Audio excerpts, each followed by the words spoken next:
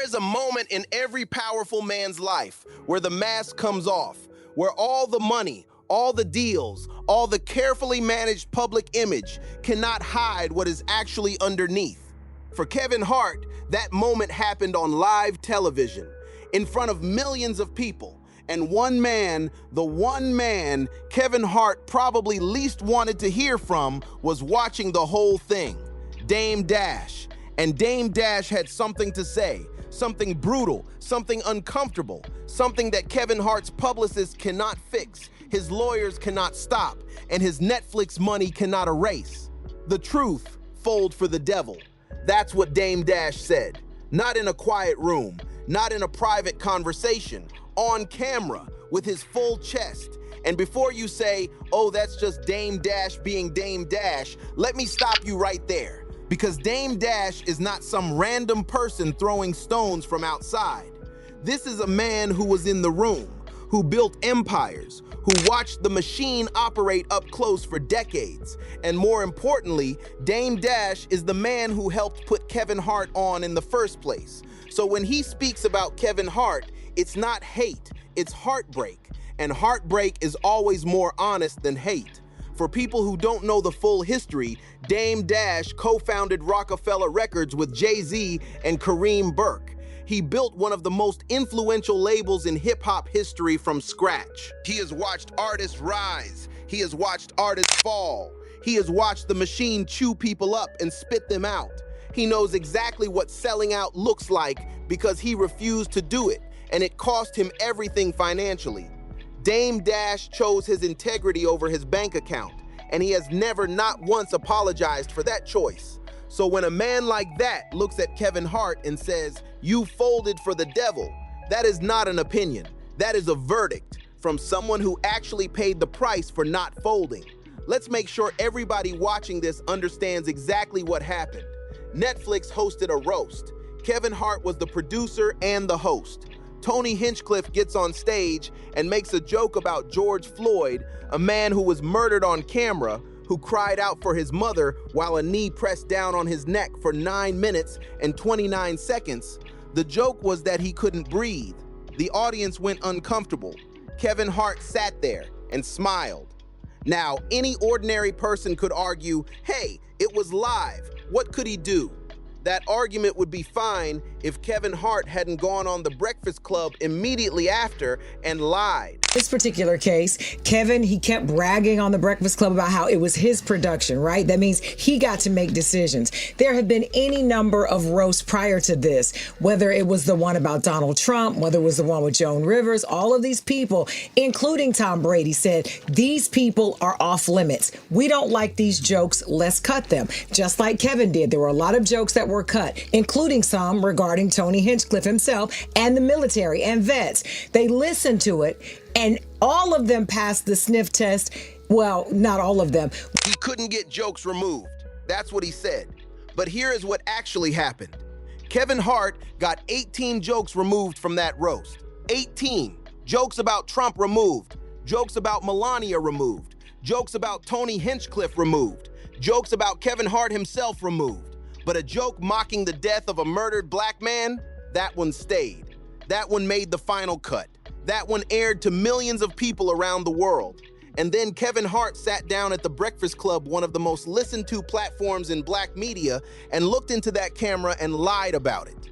That is not a comedian defending his craft. That is a powerful man protecting his bag at the expense of his people. Here's the thing, I said this.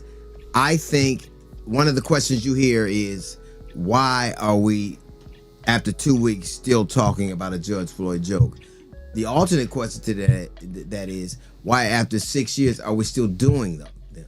So I understand that, but I am a performer. I've said any number of things that have been offensive. I don't like what happened. I don't know that I'd have laughed at it. First off, I wouldn't have had somebody that I was that opposed to on a roast, because a roast is an intimate thing. Let that sink in for one moment. Tony Hinchcliffe, the man who made the George Floyd joke, got to protect himself from jokes he didn't like. He got that courtesy. Trump got that courtesy. Melania got that courtesy. Kevin Hart got that courtesy. But George Floyd's family, who watched their loved one die on camera, who had to see that clip circulate the internet for years, who are still living with that trauma every single day. They did not get a phone call.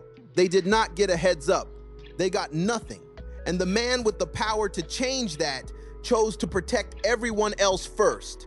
That is the thing Dame Dash cannot forgive. Not the joke, the choice. Once they give you 100, 150, 200, 300 million, you already beat them at their game, man. Like at what point do the sellouts realize, bruh, I don't have to sell out no more? Like, at what point do sellouts think they won the game? Because if the goal to sell out is to get the M's, get the success, get the opportunities, once you got any opportunity, once you've worked your way up to a point where you can't be canceled, then why? Like, are you just doing it for the love of the game? Because it can't be for more opportunities. And this is exactly the point Dame Dash was making. He wasn't saying the roast format is wrong. He wasn't saying comedy should have no limits. He was saying when you have power, real power, the kind of power Kevin Hart has built over 20 years, your choices reveal your character.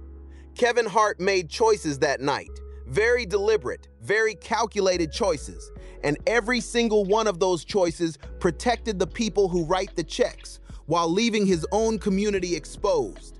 Dame Dash has seen this pattern before. He's watched it happen to artists, to executives, to friends. The moment the money gets big enough, some people stop being from where they're from. They start being from wherever the deal is. They only do business if it's in distress, allegedly, from what I remember. Like, when you deal with like a fund, all that matters is what's the criteria to make the fund deploy. And the criteria for Jamie Salter is usually distress. He only does distress. So he has a vegan business that goes out of business, and then all of a sudden he sells his name, and now he has to sit there and he has to defend this. You know what I mean? And it's embarrassing. Jay and Kevin Hart are embarrassing because I put them where they're at, and then they went to the devil. And this is what happens. It seems like after 20 years, the gig be up. Like, when is, what would be the things that were said were very disrespectful. Like, I'm a funny guy, but there's certain things in the hood you don't say in certain blocks, like pause. You don't talk about mothers. You don't tell niggas to suck your dick, pause. You just don't play with people that are dead. Like, you don't play with, it's not funny. They can't do nothing to him. Read that again. Dame Dash is not saying Kevin Hart is weak. He is saying Kevin Hart is strong enough, rich enough, connected enough that he could have stood up in that room and said, "We are not airing that joke, period." And nothing would have happened to him. No one was going to fire Kevin Hart from his own production. No one was going to cancel the man who just signed a massive Netflix deal. No one was going to touch him. He had full armor, and he chose not to use it. That is not a mistake. That is not an accident. That is a decision made by a man who in that critical moment decided the room mattered more than the community. And Dame Dash, who gave up his own empire rather than make that same decision, called it exactly what it is. Dave Chappelle would have never let that happen. Katt Williams ripped him, pause. And he had to say, "Thank you, sir, may I have another?"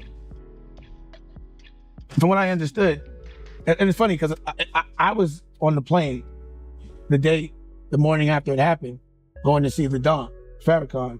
And it came up on my feed and I watched the whole shit. And I was like, oh shit. Now, that's the worst news of all in my eyes, bruh. That's the worst news of all. Dame Dash, so first off, he's on point, okay? Like, you selling out for the devil, bruh. That last line, that's not why I put Kev on. That is the most painful line in this entire conversation. Dame Dash didn't invest in Kevin Hart so he could sit on a stage and smile while black culture got humiliated. He invested in Kevin Hart because he saw something in him. Hunger, talent, authenticity. A kid from Philadelphia who was going to make it on his own terms. And now that kid from Philadelphia is worth hundreds of millions of dollars and is using that power to protect Donald Trump's wife from a joke while doing nothing for George Floyd's family. That is the betrayal Dame Dash cannot process. Not the money, not the fame, The fact that after everything, Kevin Hart still chose the wrong side. Let's talk about what real integrity looks like in this industry, because Kevin Hart is not the first person to face this choice. Dave Chappelle had $50 million on the table at Comedy Central. He walked away, not because he didn't need the money, because the price that came with it was too high. Katt Williams spent years being blacklisted, ridiculed, called crazy, because he refused to stop telling the truth about how this industry operates. Both of those men paid a real price for their integrity, and both of those men, when their moment came, are remembered for standing up. Kevin Hart had his moment. His moment came on live television, with millions of people watching, with all the power and money and influence he had ever built right there in his hands, and he used it to smile. And then Dame Dash dropped something that most people glossed over. He said he was watching all of this on a plane, on his way to sit with Farrakhan. Now understand what that means. This is not about religion. This is about legacy and accountability. Farrakhan represents something in the Black community that transcends denomination, transcends politics. He is a figure of moral accountability. And Dame Dash, carrying the story of what Kevin Hart did, was walking into a room with that man. That is not just bad press. That is a permanent conversation about your legacy being had without you in the room. And through all of this, Kevin Hart still doesn't seem to understand what he did wrong. He keeps framing it as people just don't understand roast comedy. He keeps acting like the problem is the audience's lack of sophistication. He went on The Breakfast Club and was almost annoyed that people were upset. That is the thing that makes this irreparable right now. Not the joke, not even the lie about the 18 removed jokes. It is the fact that Kevin Hart is still, after all of this, more concerned about defending himself than acknowledging the pain of the people he hurt. George Floyd's family is still alive. They still see their loved one's name used as a punchline. They still live with that grief every single day. And Kevin Hart, one of the most powerful entertainers on the planet, could have picked up the phone, could have issued a real apology, could have used his platform to honor that family instead of defend that joke. He chose not to. And Dame Dash, who has been watching this industry for 30 years, is not surprised. But he is done pretending it's okay. Dame Dash sees Kevin Hart like a little brother. That's what he said. And that makes everything he said even more devastating. Because when your mentor, the person who believed in you before the money, looks at you and says, "I feel sorry for you," that is not an attack. That is a funeral for the version of you that used to exist. The Kevin Hart that came from North Philadelphia. The Kevin Hart that hustled and grinded and built something from nothing. The Kevin Hart that Dame Dash believed in. That Kevin Hart would not have smiled at that joke. That Kevin Hart would not have lied on The Breakfast Club. That Kevin Hart would not have needed a publicist to manage the fallout from choosing Trump's wife over George Floyd's family. Somewhere between North Philadelphia and that Netflix stage, something changed. And Dame Dash is grieving that change, publicly, loudly, without apology. Here is what I want to leave you with. Dame Dash did not destroy Kevin Hart. Kevin Hart's choices destroyed Kevin Hart. Dame Dash just had the courage to say out loud what millions of people were already thinking quietly. You can have all the money in the world. You can have the Netflix deals, the production companies, the sold-out arenas. But the moment you use your power to protect everyone except your own people, the moment you lie about having no control when you removed 18 jokes, the moment you sit there and smile while a murdered man's name becomes a punchline, that moment defines you. Not your movies, not your net worth, not your Grammy nominations or your Hollywood Walk of Fame. That moment. And Kevin Hart's moment is on record, forever. Now I want to hear from you. Is Dame Dash right? Did Kevin Hart cross a line that cannot be uncrossed? Or do you think Kevin Hart can come back from this? Drop your thoughts in the comments right now. And if this video gave you something to think about, hit that subscribe button so you never miss when we break down the real stories behind the headlines. Until then, keep it real. Peace.